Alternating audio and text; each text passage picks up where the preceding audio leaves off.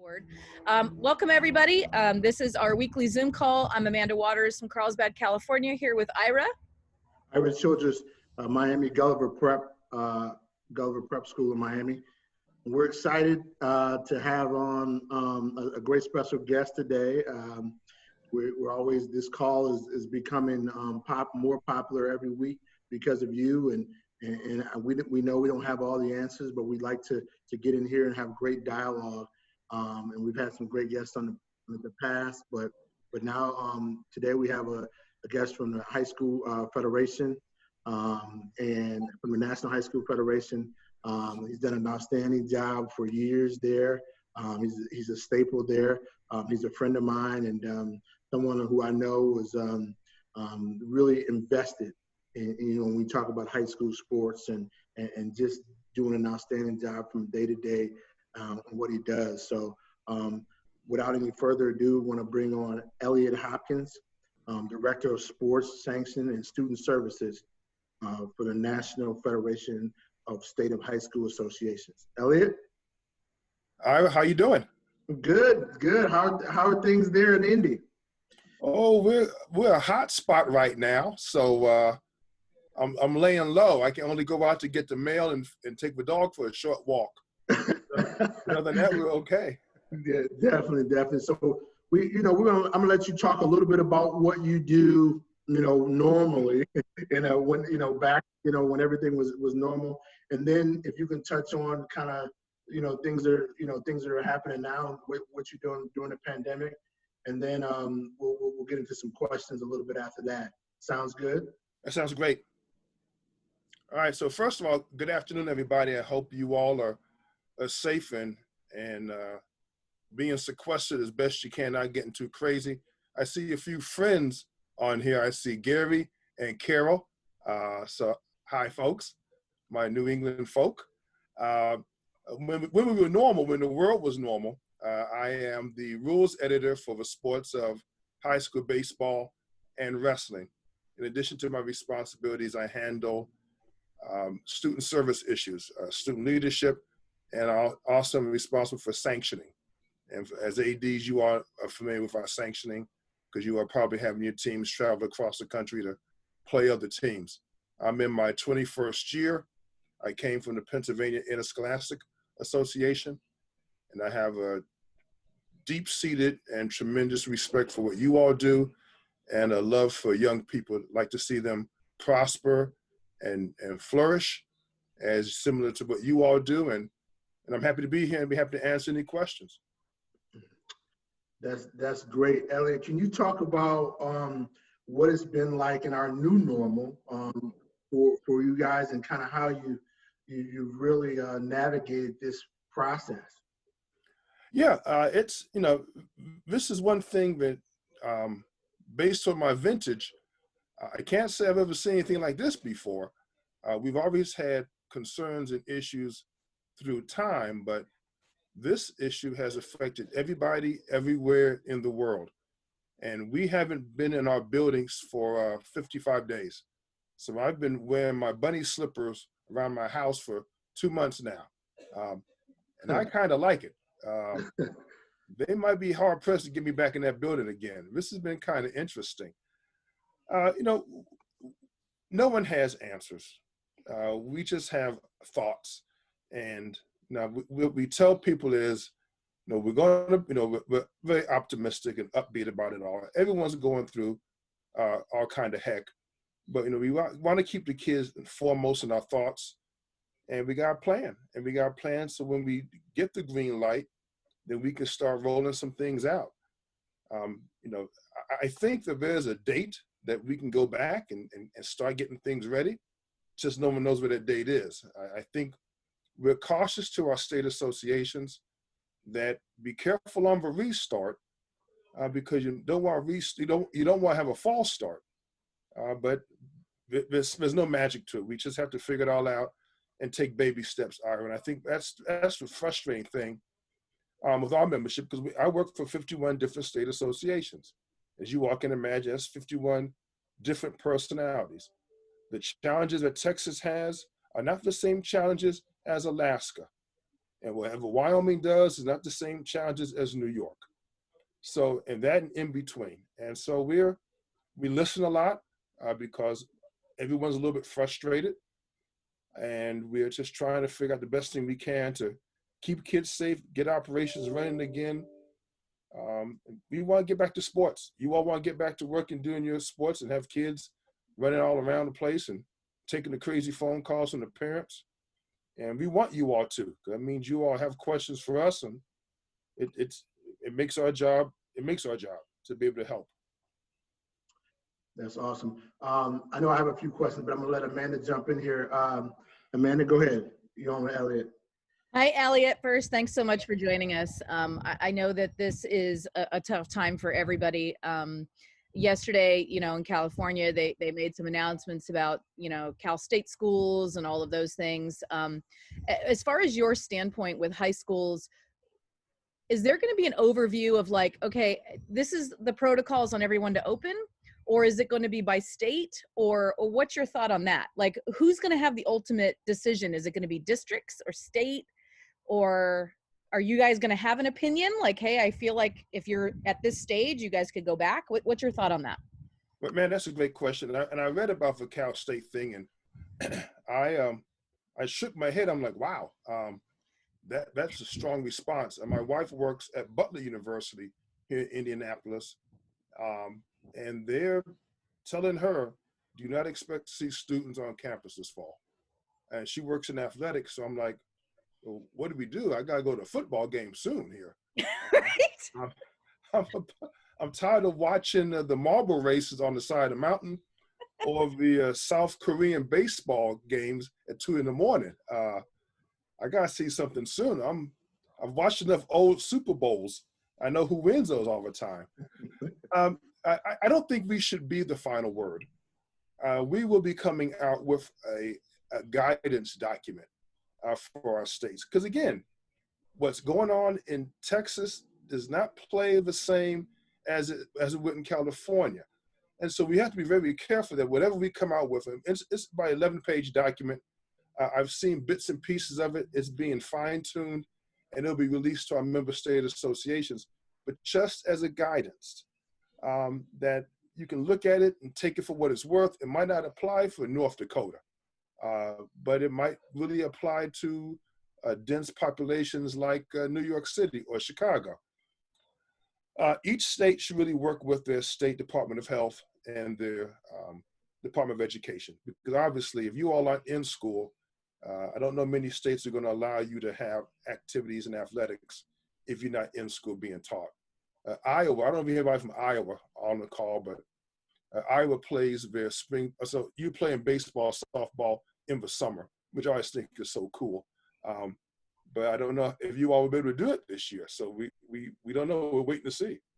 The Iowa Association is planning on having summer baseball and softball. And I know Arizona opened too, I believe, and I know Kansas is opening soon. So there's some states that are definitely opening. Do you have any idea, like, is there a need to know cutoff date? Like, okay, if we're going to have fall sports, we need to know by, like in California, we have to have everything done by June 1st, right? So that's not that far away. Have you heard anything about like a cutoff date? Like everybody really needs to tell you by June 1st, or not tell you, but tell obviously their states, about, because I think the fear of the unknown is shocking. Yesterday when the Cal State came out, I had the same reaction you did. And in high schools in California, we tend to follow the lead of the colleges. So, I know as ADs, especially a lot of the ones on this call, we've worked really hard to come up with protocols that once we're allowed to go back, that would, help with safety and ensuring the safety of our athletes. Is there a cutoff? I mean, what's your thoughts on that?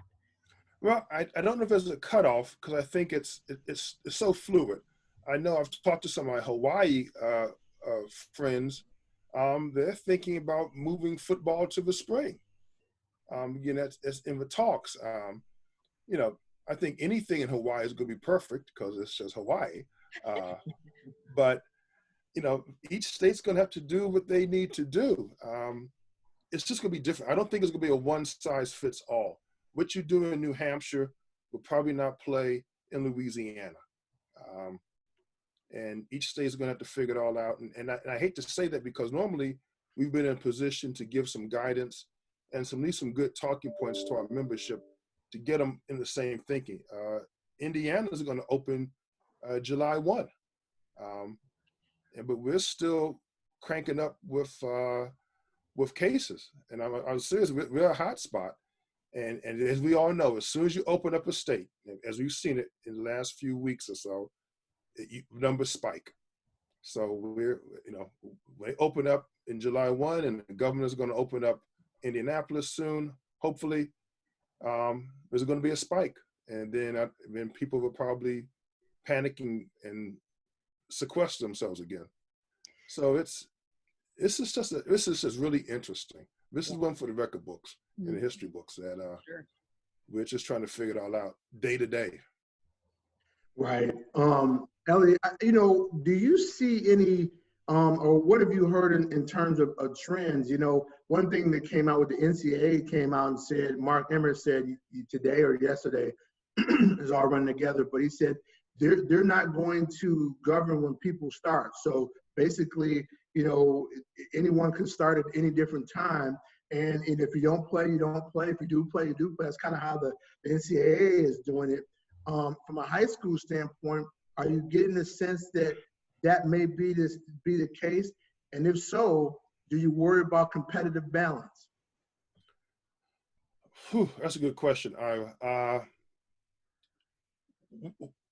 We think that it's going to be an individual state decision.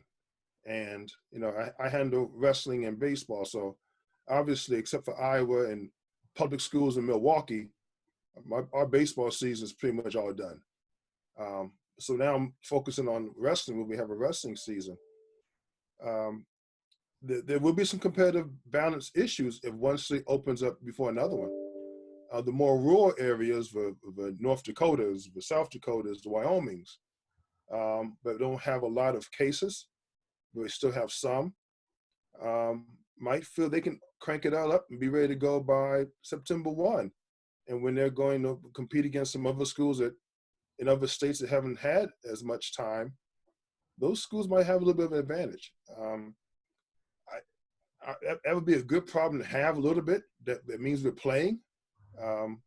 We just don't know. I mean, it's such an unknown. And I don't want to tell you anything that's wrong, but your guesses are probably as good as mine, because your states are working really hard to get a date for you. Right. And we're not, and just so everybody's clear on this call, Elliot is kind enough to come on and talk with us. I mean, we're not holding him to anything, so don't go back to your state and say, hey, Elliot said this. We're just dialoguing here. There's no proclamations or anything like that. But Elliot, when you look at it, one thing that we've been saying here is, for this year, we're not worried about competitive balance. We're not worried about, hey, if we win a state championship. All of that's great. We just want if there's a way to do it safely, we just want our student athletes to get a chance to compete this year. That's our focus. All the other stuff, if somebody gets a little bit of edge because they started early or whatever, we just can't worry about that for this 1 year. Does that make sense? Yeah, I think it's realistic, because it's not even across the board. The only thing that's even across the board is we're all suffering a little bit and all taking a little bit of a hit, and our day-to-day has been turned upside down. If we can get young people out safely, that's a win. At this point, you can get your teams out and compete, and they're not infecting each other or infecting anybody else, consider that a state championship, because that's kind of where we are right now. We just want to get them out, because we all know collectively how important it is to young people to participate and play for your school. You know it. They don't know all the long-term benefits, but you all do as adults, that we need them out there. We need them out there getting in shape, school spirit, something to focus on. Your coaches need to be out there working with them, because your coaches, in a lot of these cases, are the most stable adults in these young people's lives. So we need those coaches out there talking to these young people and guiding them to help them make some good decisions. Amanda, I'll let you go ahead. So I do have one other question, I guess a thought. So, you know, in California, obviously, if they close in the fall and we don't have fall sports, Arizona's open. So already phone calls from schools in Arizona to some of the best kids in California to go to Arizona. They're going to play, so on, so on. I know Ira kind of touched on it a little bit. What I guess my question to you is, you know, you guys do a lot of coaches classes and you do a lot of things that help coaches improve relationships and things that they can do on the field or off the field. What advice would you have for ADs to keep their coaches, especially obviously California or schools or states that are not going to open possibly in the fall, so they don't leave? I think that's one of my worries, is that they're going to go to an Arizona because they can play and we can't. And so I don't know if there's an answer, but what advice would you give ADs from states that may happen? Well, you know, Amanda, you know, one, I'm not sure I would leave California for Arizona, just my personal preference. But I might leave you for Hawaii, just saying. Right. You know, I think that we need to do all we can to help our coaches understand it's a tough situation. And as athletic directors in positions of leadership, you have to do what you can to make good reasons, to establish good reasons to keep them. You know, they have to understand the value of your program. If they're just hopping off to another state because they're open, it tells me they might not have been that committed anyway to your program. And then good luck to them and you wish them well. But you know, in terms of federation, we do all of our NFHS Learn courses are free right now. So coaches can work on getting some more knowledge, maybe working on something that they might be weak in, because it won't cost them anything but time. So we're trying to provide those type of services to them that they can at least sharpen up their skills a little bit. So when the green light goes, they're in better shape than they were before. You have great programs, respectfully, and I've never been to all your schools, but I know a few of you all.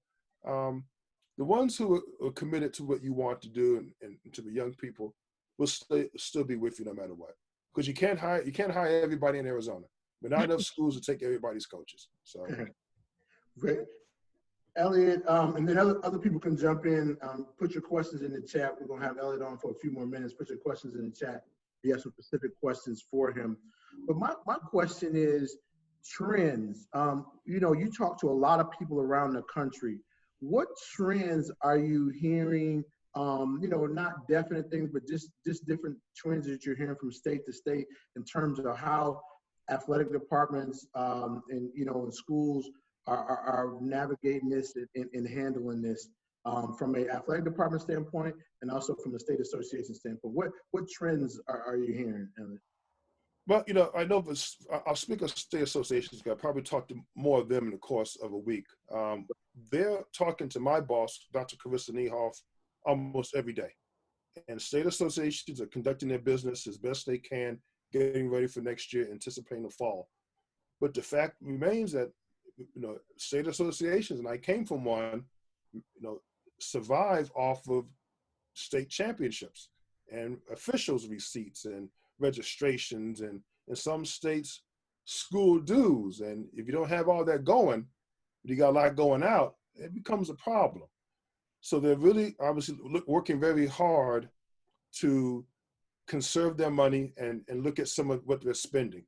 I know our rule books for spring sports, we collectively agreed not to have rules meetings to make changes because not many states had a chance to play this spring. So we're going to use 2020 spring rule books.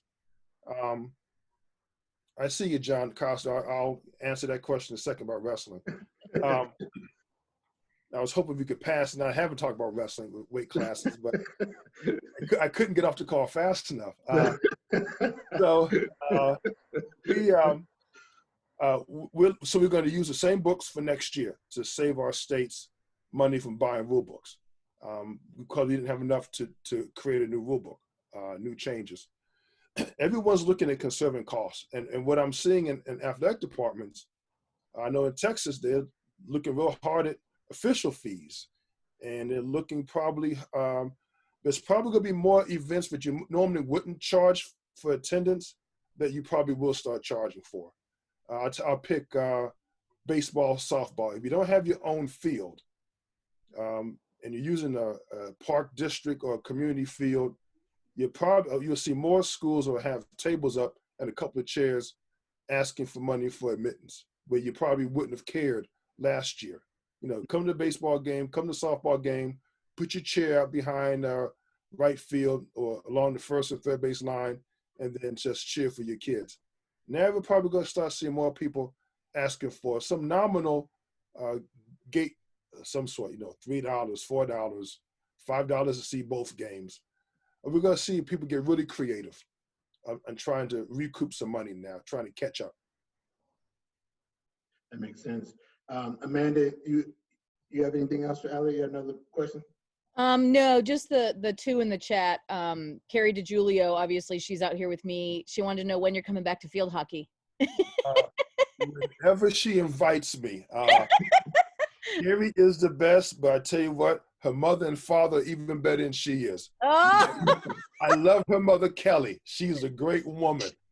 So you got good people out there. I love it. Hey, Carrie. Hi, Elliot.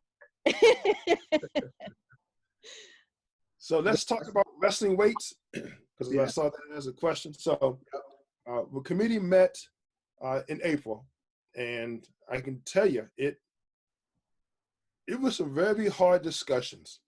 And I was around, but I wasn't handling the sport in 2011 when we changed the weight classifications. So from 2011 to 2020, besides the pandemic and that craziness, the world has changed a lot. Well, the country has changed a lot. We have a lot of states that have gained some people, and a lot of states have lost some people in terms of just residents, you know, for whatever reason. I mean, I'm not getting into a social economic discussion because that's not my experience.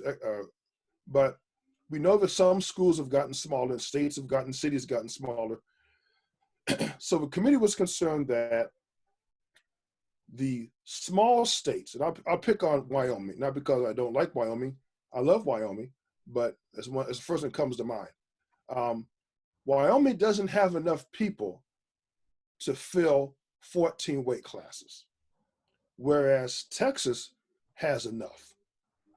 But there's a built-in just inconsistency with some of it. And the committee is like, well, we got to make sure it's fair for the small states as it is for the big states. And that was the rub a little bit. How do we balance the Californias with the Delawares?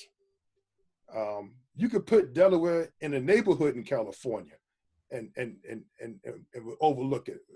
The size is just so disproportionate. So we just couldn't come up with, we had some great proposals. The committee just really needed some more guidance from our state associations. And to your question about Pennsylvania, Pennsylvania, it looks like, feels like they're going to go to 13 weight classes. And I mean, they feel they need to do that.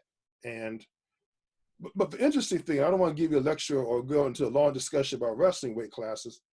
The problems are always on the ends.